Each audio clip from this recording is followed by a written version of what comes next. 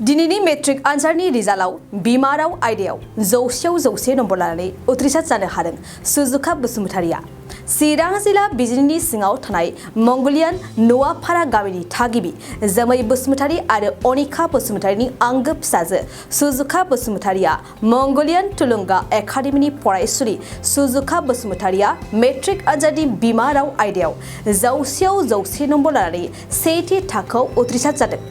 गासै 80% जौखोन्दोजों मोनब्रै आयदायाव लेटार लानो हादों सुजुखा बसुमतारिया। मख'नो गोनांदि मेट्रिक आनजादाव गोजौ मासि लानानै उथ्रिसार जानो हानानै सुजुखा बसुमतारिया फोरोंगिरि आरो बिमा बिफाखौ जोबोरैनो साबायखर बावदों आरो गोबां गोजोननायबो फोरमायदों।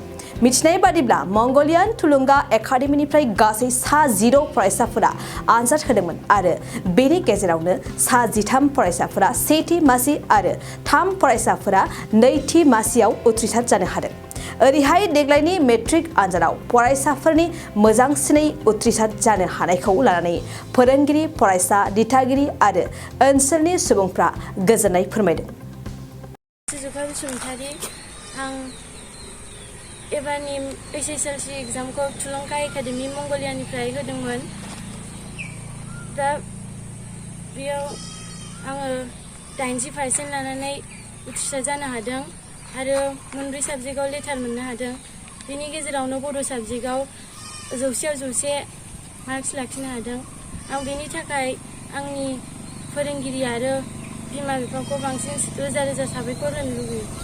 दा नों बे मोनब्रै आयदायाव जे लेटार मोनबाय, लोगोसे बर' जे साबजेक्टआव नों 100 मोनबाय, दा बिसिबां नाम्बार मोननानै नों गोसोआव माबायदि मोनो? आं जोबोर गोजोननाय मोनदों। 2023-24 सोलोंथाइ बोसोरनि थाखाय क'क्राझारनि दतमायाव थानाय सेन्ट फ्रान्सिस जेभियार HS स्कुला नोंथांमोननो लानानै फैदों गोदान मुं थिसननाय।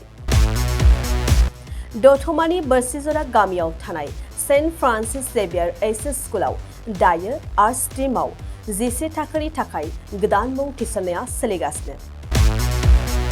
बोसोरै फरायसाफोरा मोजां जौखोन्दो लानानै उथ्रिसारनो हानाय बायदिनो बे फरायसालियाव नोंथाङाबो गुन गोनां सोलोंथाइखौ लानो हागोन। लोगोसेयैनो बे फरायसालियाव सोलोंथाइनि मोजां थासारिखौ बिथा खालामनानै हौवासा आरो हिन्जावसानि थाखाय आलादा हस्टेलनि खाबुबो दं। गोसो गोनां बिजाथि एबा फरायसाफोरा आर्ट्स स्ट्रिमाव 11 थाखोनि थाखाय मुंखौ सेन्ट फ्रान्सिस जेभियार HS स्कुलाव थिसननो हागोन। मुं थिसननायनि बागै आबुं बाथ्राखौ मिन्थिनोब्ला नैबे मबाइल नाम्बार 7637819350 एबा 6900559217 आव थोंजों सुलाद लानो हागोन। थामहिनबा सेन्ट फ्रान्सिस जेभियार HS स्कुलाव थांनानैबो नोंथाङा सुलाद लाहैनो हागोन।